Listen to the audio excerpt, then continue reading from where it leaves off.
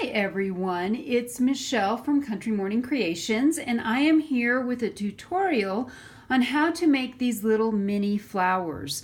You may remember, if you saw my Love Trumps All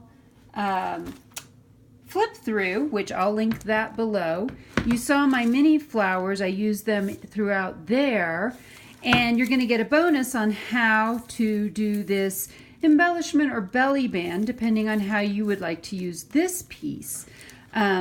So let's get right into it. I started out, when I first tried making these, I tried sewing them and actually stitching the whole thing together, and that just didn't work because, as you can see, I don't know if you can see that moving, but they don't stay stable and you end up with a wonky flower. So after doing a couple of those, I decided that was not going to work.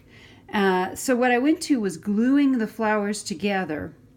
One of the things I'm going to do a little bit differently from these flowers, I plan to distress the outside edges so that the two layers really stand out. And that'll be a little bit different from what you see here. So I'm going to brush these to the side. What I start with is, this is cardstock that I've dyed with avocado. Most people think avocado will dye things green, but it actually comes out this beautiful peachy kind of pink color. And so what I did to get the mottled effect was I put my dye into a spray bottle and just sprayed it. So I have all these fabulous. But if I were to, you can see it was a little bit darker here. If you want it all one color, you can just dip it in your dye liquid, your avocado dye liquid. But I think this is just beautiful. I love this color. And it goes beautifully. I got these sequins. They are rose gold, and they came from Prima. And oh my goodness, aren't these fabulous? And when I received them, I wasn't sure what I was going to do with them. And I thought, you know what? These make a great center for flowers. So what you want to do, to get the belly band effect from this as well, instead of just randomly stamping and cutting out, I'm going to actually start by cutting a piece of cardstock down. And I already have a piece. I've started working on this piece and I've been using it. And I'm just going to cut it into a 1-inch strip. And I love, oops, that didn't cut all the way through. That's okay. We're going to make it work. Anyway, this is a Frisker's paper cutter. It's not fabulous, but it does what I need it to do. And then this is a Paper Studio flower punch, and it's their smallest, I think it's the smallest size that they make. So it cuts out the very small flowers. And what I'm going to do, I pull this, a lot of people just go ahead and remove this altogether, which you can do, or if you leave it on, what will happen is it will capture and feed the flowers out through this end. See how it's a little bit open? You could feed the flowers out through that end. But I'm going to just leave it open and punch them this way. And the trick is to actually turn the punch over. And it took me a long time to learn this, but if you turn your punch over, you can see better where you are going. So we're just going to simply slide that down in there and look, kind of line it up to get it about halfway. And yep, it's going to pop out at us. And we're going to go over just a little bit and punch it again. And we're going to go over a little bit and punch it again. And a little bit more. And you're trying to line these up so that you get a nice long line as you're going down the paper. And that's how you end up with this really cute, adorable piece that you have left, that then you can use it as a belly band. And I'm kind of out of room at this last one. So what's really cool with this is now you can use this also. You don't just have a scrap that you're going to throw away. You can use this also as a belly band. You could put a scrap of another kind of maybe cardstock behind it, and now that's going to show through. Isn't that kind of cool? I love that look. So you could put something behind it, or you could use it as an embellishment like I showed you earlier, whereby you would simply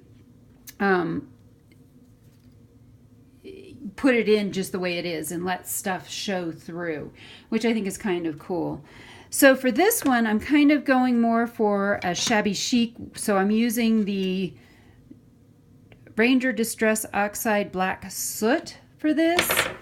And I'm going to just ink up the edges before doing anything else so that, and it's kind of tricky. You have to get into the whole, make sure you're getting all the way into the little ridges all the way around it, and not just getting just the tips of it. And then I think I'll use this one because this is more solid.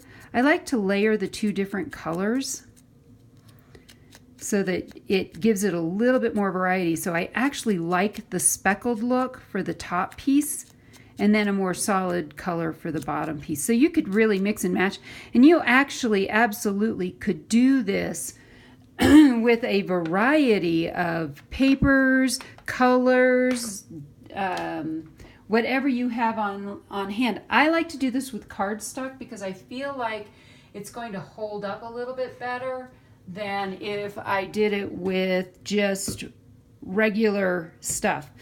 I'm going to use the Beacon 3-in-1. Now, what I have learned is this is horrible to use with fabric. So if you really, really are going to use fabric, get the Fabrifix or the Fabri-Tac. But this is a great glue if you're just gluing paper or doing other kinds of crafts. And so I'm going to grab this, and this is simply now at this point you're just going to do a layer. We're going to take our glue, put a little bit of glue on it. This is really almost empty. So we're just going to put a little dab of glue. Then you want to turn the next layer so that it is out from, so in other words, if you turn it one way, you're going to line everything up. And if you turn it this way, now you can see that it's not, they're not lined up. So you want them to be opposite each other. And then the only other thing you're going to do is take your little sequin and glue that to the center as well. Let's get this glue out. Just a little dab. You really don't need a lot. And this sets up really fast.